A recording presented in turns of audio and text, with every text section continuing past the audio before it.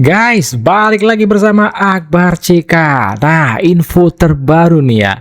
Bang Rasman Nasution temui Pak Jokowi. Setelah temui Pak Jokowi, Bang Rasman Nasution menyebut ada sosok inisial AS ya dalam kasus ijazah Pak Jokowi. Siapa AS ini? Nah, langsung aja kita saksikan videonya berikut ini. Dan Roy sudah di ini kemarin, gimana Bang? Perdebatan Rismon dan perdebatan Rismon dengan Roy, sebenarnya saya itu narsum utama. Saya tahu ya, betapa tidak gentlenya seorang Roy.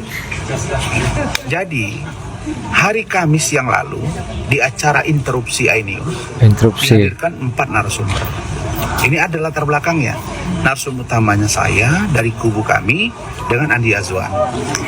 Narsum mereka ada Roy, ada Gofur. Yang Gofurnya naik kemarin sore nih. Ya. Lalu di situ Roy ini ngomongnya ngawur. Ketika kita debat dengan dia tidak sanggup jawab. Dia pasti nyerang pribadi. Berita acara sumpah saya lah, ini saya lah. Begitu juga dengan Gofur, sok ngajari. Saya bilang, kau jangan serang pribadi saya. Ini di ruang publik, dialog dengan logika. Kita adu argumen, kita adu logika. Ketika kau menyinggung pribadi saya, berarti kau siap berurusan dengan saya pribadi, ya dong? Maka saya selesai acara, saya datangi. Ayo kita beresin secara Betul. Takut dia. Nah, Selasanya kita sudah cerita nih dengan Adinda, dengan Roy, dengan Rismon, bahwa dengan saudara Rismon akan hadir. Tetapi karena dia tahu saya salah satu narsum, dia minta tolong jangan ikut Rasman, karena dia tahu bahwa gempurannya kencang. Lalu saya mengalah karena target kita bagaimana Roy dengan Rismon bisa saling debat, karena pelakunya kan mereka sebelum ini yang mengatakan tangan ijazah ini palsu. Betul. Benar, tetapi saya mendapat info dari kubu mereka banyak sekali yang datang. Ada Azam kan tidak diundang, ada Al-Katiri pengacaranya juga tidak diundang, ada Michael Sinaga, bahkan ada Refli Harun. Ya saya datang dong, saya menjaga. Dan di situ saya melihat, karena saya menunggu Rismon ucapkan AS itu siapa. Rismon ucapkan AS itu siapa? Lanjut. Ternyata dia berani ungkap AS itu adalah Abraham Samad. Nah kalau Abraham Samad ternyata bermain di kasus ini, dia yang mengkondisikan siapa yang menjadi pengacara litigasi di pengadilan, siapa yang non litigasi di media. Apa urgensi Abraham Samad? Berarti kalau orang mengatakan dia terlapor, kalau begitu patut diduga dia menjadi mastermind di kasus ini. Bisa diduga dia intellectual leader. Karena saya minta penyidik Polda Metro Jaya untuk memeriksa Abraham Samad. Abraham Samad bakal diperiksa. Sebagai apa dia di kasus ini? Nah, makanya semakin terungkap nih. Apalagi ada bahasa dari Rismon yang mengatakan bahwa dia keberatan. Ada 2 pengacara di media yang mengatakan bahwa bahwa sudah lanjut aja, 100 tahun juga di penjara nggak apa-apa. Kan begitu bahasa pengacaranya. Saya tanya kalian, sejak kapan ada pengacara ngomong begitu? Emang yang di penjara dia? 100 tahun enak apa? Ternyata ini dikomplain oleh Rismon. Rismon bilang, saya keberatan nih. Akhirnya dia datangilah si Khozinuddin, dia datangilah si Gofur, dia datangi Abraham Samad. Ada Roy. Khozinuddin. Saya keberatan. Kenapa ngomong kalian begitu? Yang tersangka saya yang bakal masuk penjara saya. Mereka bilang, mohon maaf, kami disuruh Abraham Samad. Wah. Dan Abraham Samad juga dikomplain sama Rismon. Abraham Samad, iya memang saya yang suruh, mohon maaf. Sekarang saya tanya kalian, apa ini? Ada apa dengan skenario ini? Jadi kalau ada sebutan 5 miliar, 50 miliar, itu nanti satu-satu akan terungkap. Apalagi yang ngomong ke saya, bilang 20 miliar, baru mau datang ke sini. Begitu saya omongi, besoknya keluar, katanya canda. Masa canda berhari-hari? Komunikasi, udahlah. Roy, Tifa. Di antara mereka yang berempat ini, ada 5 nih kan? Roy, Tifa, Rustam, Rizal Fadila, Kurnia. Satu dari 5 ini sudah ada ngomong 20 M.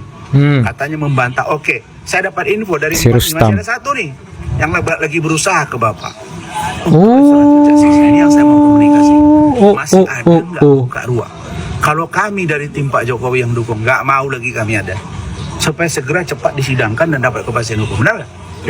Saya kira itu. Thank you.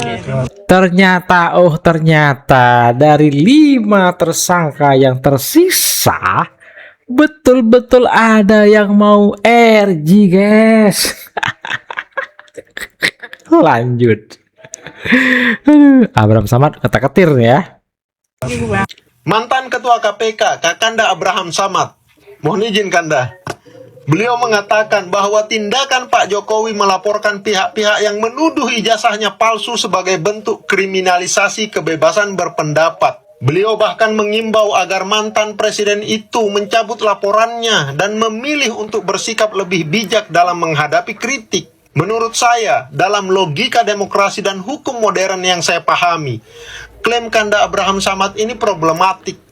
Kebebasan berpendapat memang hak konstitusional, tetapi bukan tanpa batas dan tidak dapat dijadikan tameng untuk menyebarkan fitnah atau tuduhan palsu yang merusak reputasi seseorang, terlebih seorang mantan presiden. Saya jadi teringat teori demokrasi deliberatif jargon Habermas. Kebebasan berpendapat dalam ruang publik harus dilandasi oleh rasionalitas, etika komunikasi, dan tanggung jawab sosial. Kritik diperbolehkan, bahkan diharapkan, tetapi harus berdiri di atas dasar informasi yang benar, bukan disinformasi. Tuduhan mengenai ijazah palsu Pak Jokowi telah berkali-kali dibantah dengan data hukum dan dokumen resmi, termasuk klarifikasi dari Universitas Gadjah Mada dan lembaga-lembaga negara lainnya. Jika tuduhan tetap dilontarkan tanpa dasar bukti baru yang sahih, maka itu bukanlah ekspresi kebebasan, tetapi bagian dari praktek delegitimasi politik berbasis hoax.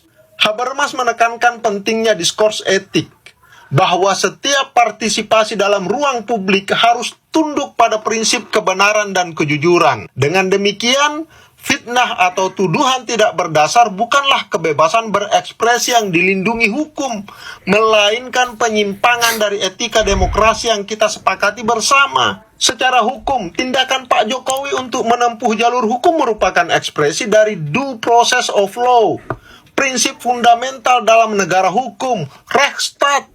Dalam kerangka teori hukum natural dan positif, hukum bukan hanya mengatur perilaku, tetapi juga menjaga ketertiban moral dalam masyarakat. Seseorang yang merasa nama baiknya dirusak oleh pernyataan tidak berdasar memiliki hak untuk mencari keadilan melalui mekanisme hukum. Hal ini bahkan ditegaskan dalam pasal 28G ayat 1 Undang-Undang Dasar 1945 tentang perlindungan atas martabat pribadi, serta dalam pasal 310 dan 311 KUHP mengenai penghinaan dan pencemaran nama baik. Menjadikan proses hukum sebagai kriminalisasi adalah penyimpitan makna hukum yang membahayakan fondasi keadilan. Negara hukum tidak boleh membiarkan disinformasi menyebar tanpa pertanggungjawaban, apalagi jika itu menyasar tokoh publik dengan reputasi dan legitimasi yang telah diverifikasi. Saya menolak pendekatan simplistik bahwa semua kritik adalah ekspresi sah dan semua respon hukum adalah represi. Demokrasi tidak anti kritik, tapi demokrasi juga tidak boleh menjadi sarang fitnah yang berlindung di balik kebebasan berbicara. Tanpa kejujuran informasi dan tanggung jawab hukum, kebebasan hanya akan menjadi alat anarki politik. Thank you. Nah, itulah video kita kali ini teman-teman. Silahkan ketik komentar kalian di kolom komentar ya. Jumpa lagi kita di next video. Assalamualaikum warahmatullahi wabarakatuh. Bye.